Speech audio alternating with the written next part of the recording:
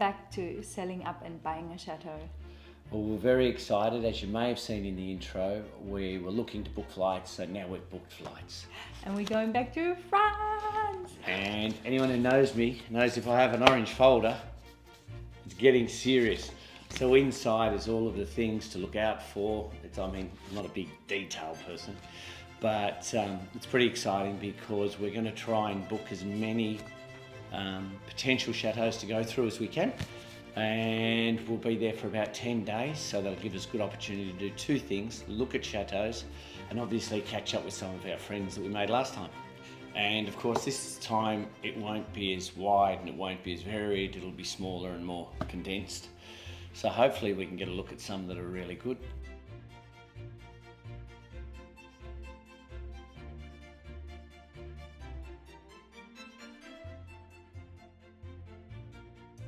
So this episode, we hope you enjoyed. It's not a chateau obviously because we're in Australia, but we're heading back very soon as we've just said.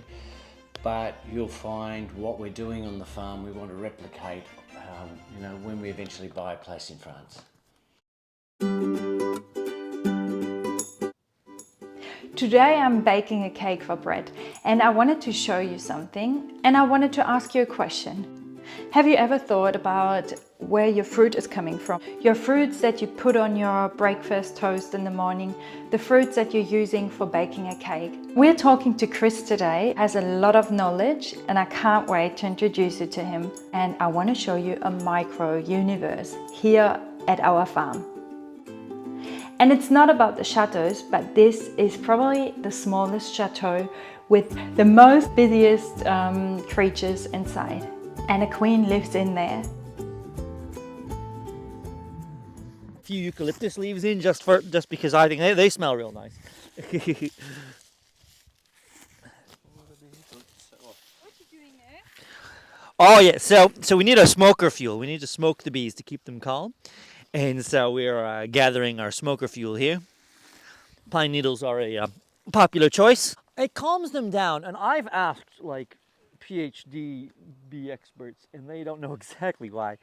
But for whatever reason, blowing smoke on the bees tends to make them calm. And it doesn't hurt them, doesn't make them uncomfortable. It just calms them down, which is very convenient. I've brought my protective gear there, but we'll hope we don't need it. If they're good, nice bees, we shouldn't need it. So we'll get started, eh?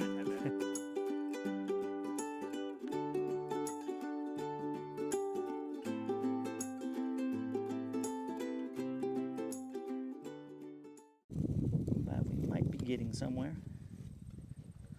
Oh, first try. We can pretend it's always this easy.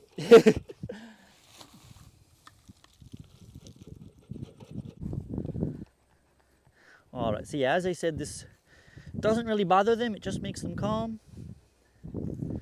You give it about 30 seconds to kind of sicken. Another simple mistake I see people make is people will try to smoke it by going like this. That's just showing them the smoke. You gotta kind of blow it in there. Lift the lid and kind of smoke it as we go. All right, this is good to see. They're kind of all the way across.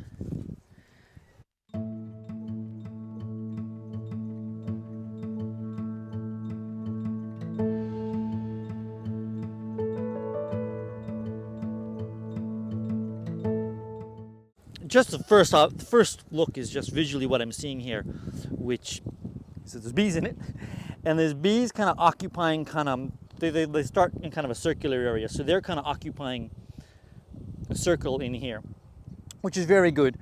So I think we'll be able to add a second box, which is good, because when a beehive is kind of fully mature, they want about 2 of the so-called deep boxes, and it's good to see, because sometimes when you put a swarm in it, they're just occupying this, and sometimes they just kind of never get bigger than that.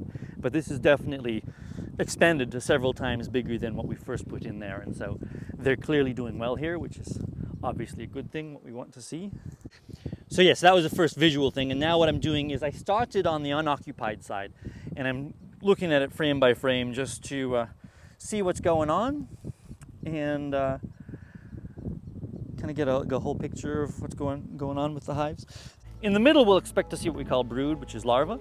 This is one of the sort of outer ones, and if you can see, hopefully you can see the glistening of fresh nectar that's been put in here on the outside frames. And so it's obviously good to see. You want them to be bringing that in. And you can see this is that was the side that's facing the core of their nest. This is the outer side, and you can see it's still kind of smooth and flat. They haven't really built out on it yet.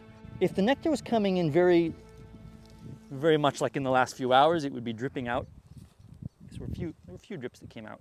Yeah, so that's still very liquid. Nectar is about 80% water, and honey is about 13 to 17% water. So one of the big things that the bees are doing to convert the nectar into honey is they're dehydrating it, basically. Keeping an eye out for mites. Though there's not supposed to be any of the varroa mites here, if I see one, I'll start shrieking, and I'll call the state biosecurity, and they'll start shrieking. But one of the things I'm looking for is, so we have eggs in here. So even if I don't ever see the queen, I know she's there. Probably want to get the light behind you and look in here. So there's some eggs in the bottom of these cells. And so it's an egg for about 3 days. Then from days 4, 5, and 6, it's a larva, which we don't have any here. But then they put a cap over it. It becomes what we call capped brood with a pupa underneath. Oh, here's some larger larvae that look. Sometimes beekeepers call them grubs.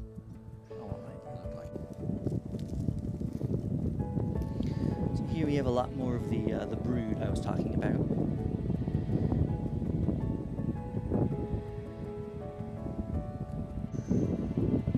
So now I'm looking for the queen. She's kind of a needle in the haystack. So seeing her would be a bonus, but she's been here within the last 3 days, which is good enough for me. And then the other big sign of her health is just how much brood there is. And the brood patterns look pretty good, so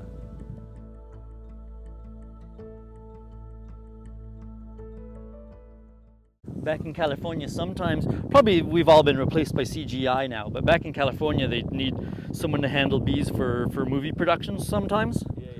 So I've clocked about 6 hours at $300 an hour wrangling bees for Hollywood. That's good money.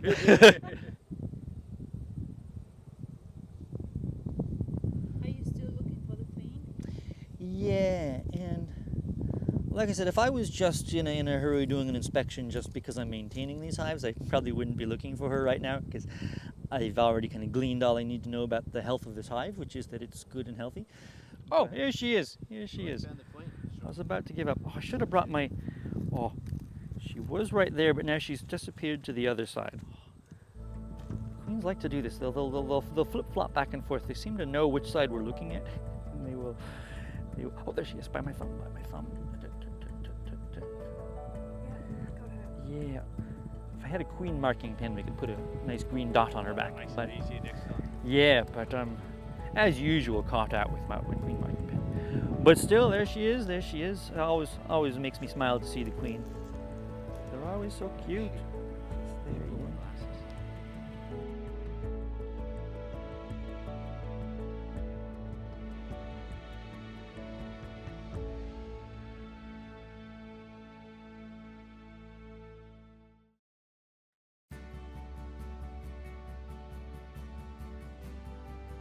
They're important for pollination, and like lots of other critters do pollination, and I feel like people often forget that. So these butterflies and beetles and things.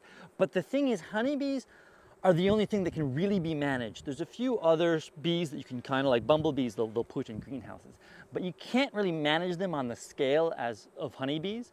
And so that's where there's no other animal or alternative that can accomplish the scale of pollination that needs to happen for modern agriculture compared to honeybees. And so, for example, a lot of fruit trees will produce as much as 5 times or more the number of fruit if they're pollinated by some beehives being placed right in the orchards, as compared to as if people hadn't done that. And so that's why orchard growers are regularly paying beekeepers to bring in truckloads of beehives and put them in the orchards, because it will increase the fruit set by several fold.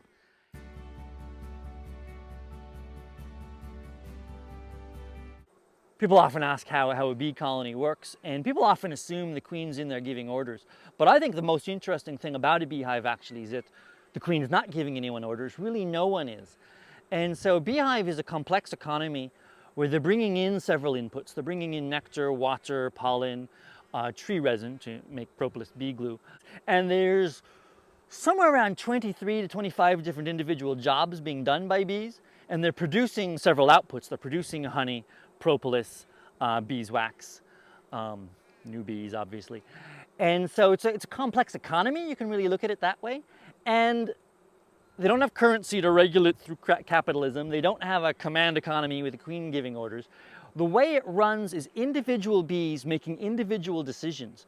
On a scale of a full hive will have 60,000 bees. And this complex economy works on all these bees making the correct decisions for the health of the colony. The way they're able to do that basically is algorithms. There's kind of like, they're set to certain stimuli. So if there's not enough water, it'll trigger certain bees to go collect water and things like that, and they move through the jobs in a set order so that they're not all doing the same thing. And by doing all this, they can run the whole hive. And I think that's the most fascinating thing about them. So my kind of general rule of thumb is when you get beehives live in these boxes, sometimes called supers, and because you can add them on top of each other, and start out with just one box, and then when you get a certain size, you add another box, and so on. And by and large, one box really isn't big enough for a fully adult colony. It's good when it's just getting started. And my general rule of thumb is if about 3/4 of the topmost box is full, I'll look to adding another box. If we're in the middle of the season. If it's winter, I probably won't, because the population won't be expanding. But so this colony is only one box, and so it needs to be 2 eventually. And because it is about 3/4, possibly just shy, but I think it should be good. So we're going to add another box. Bees will expand into this box, and we don't want to crush any bees. These bees are doing pretty good staying out of the way. And so we'll just kind of offset it, because there are bees standing on this rim here, and so then as we push it on, it will push them out of the way. And then as you see, as we've jostled it, the frames are not spaced well, so we space them good and well, because otherwise they'll build what we call a bird comb, which is all these kind of flying buttresses and creative architecture that we don't want them to be doing. So we'll space it really well, and then the bees will move up into here. It was so much fun. Thank you, Chris. Basically, you need to find a beekeeper, which every town, region in the world will have a local beekeeping club. So if you don't happen to know a beekeeper already, you can always find the listed meeting times and contact details of your local beekeeping club. You contact them, they will put you in contact with a beekeeper. And because beekeepers every spring are doing a lot to splitting their hives or catching swarms, which when the bees are trying to reproduce themselves. And so beekeepers always have bees, obviously, and they'll usually willing to part with some bees, either for sale or just to help someone get into it. We all want to share our passion, right? And so basically finding your beekeeping club and through it your local beekeepers is pretty much the key. And then you can have bees, you can have some sweet rewards like honey, or this cake made with freshly pollinated plums.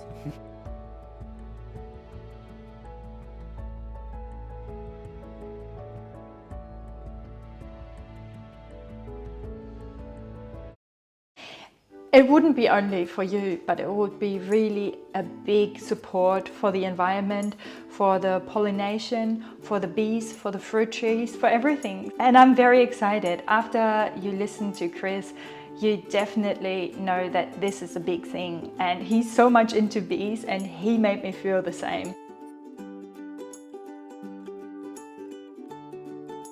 So if you want to have your own little beehive with your own queen in it, then make it happen. And I was thinking, how can we make it happen? And I hope I've done everything right. Chris can't come to see you all. I thought I have to prepare something that maybe helps you to get your own bee chateau. There will be a link under this video that will recommend a beehive. Even if Chris is the most knowledgeable person around the area and could supply you with some, I know that you are everywhere in the world, and we wanted to share it with you. We don't have a shed full of beehives yet. A few of you are in Australia, and we're happy to link you to Kris. But if not, I can only recommend a beehive if you want to make a change to this world. Thank you for watching.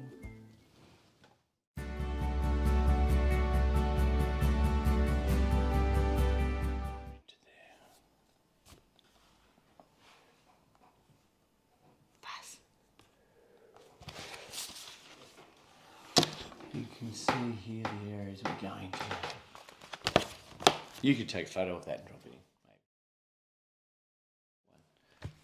5, 4, 3, 2.